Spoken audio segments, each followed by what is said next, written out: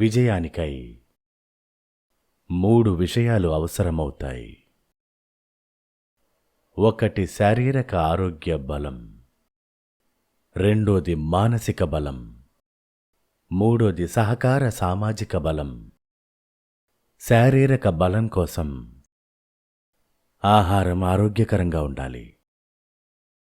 1 KG భోజనం చేస్తే 2 కేజీల నీరు తీసుకుంటాం. 10 కేజీలు శ్వాస, దాని ద్వారా శక్తిని తీసుకుంటాం.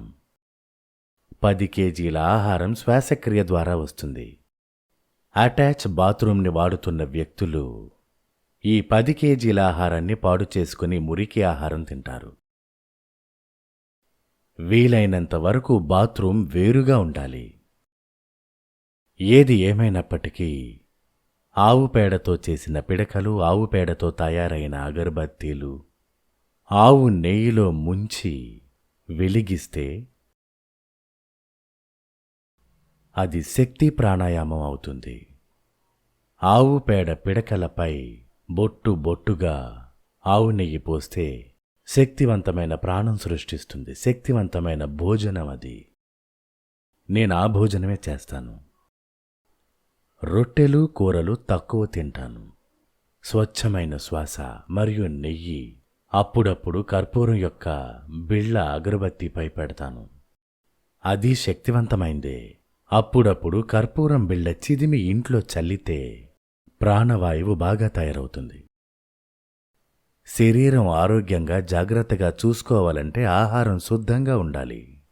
ఉల్లి, వెల్లుల్లి మరియు ఒంటె యొక్క పాలు దిగువ కేంద్రాలకు వెళ్లి బుద్ధిని నాశనం చేస్తాయి. ఆహారాన్ని శుద్ధి చేసుకోవాలి.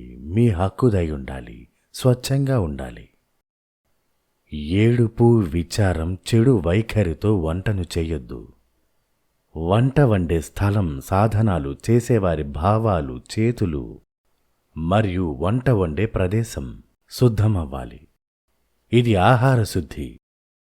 నిద్ర బాగా పట్టాలి. మంచి నిద్ర కోసం ప్రశాంతమైన జీవనం ఉండాలి.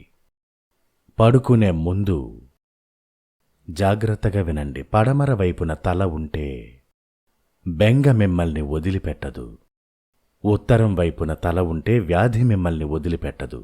దక్షిణం వైపు తలపెట్టి మంచం మీద కూర్చొని భగవంతుణ్ణి స్మరిస్తూ భగవంతుని పవిత్ర నామాన్ని జపించండి. మీరు నిద్రించే ప్రదేశంలో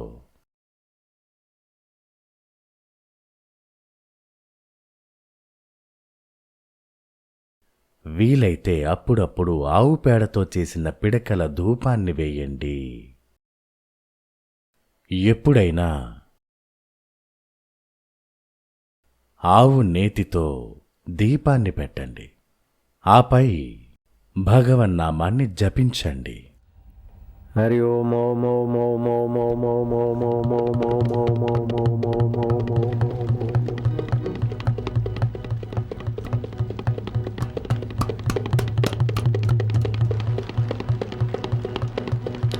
ఓం ఓం ఓం ఓం ఓం ఓం ఓం ఓం.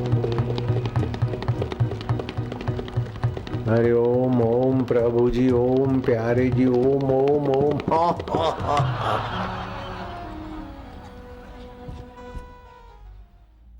ఈ విధంగా 2, 5, 7 నిమిషాలు జపించి హాస్యాన్ని ప్రయోగం చేసి మంచం మీద కూర్చోండి. ఈ శ్వాస లోపలికొచ్చినప్పుడు ఓం, బయటకొస్తే లెక్కించండి. దీంతో మీకు మానసికమైన ప్రశాంతత మరియు ఏదైనా కఠినమైన కష్టం ఉంటే దానికోసం పరిష్కారం లభిస్తుంది. 3వది బ్రహ్మచర్యం.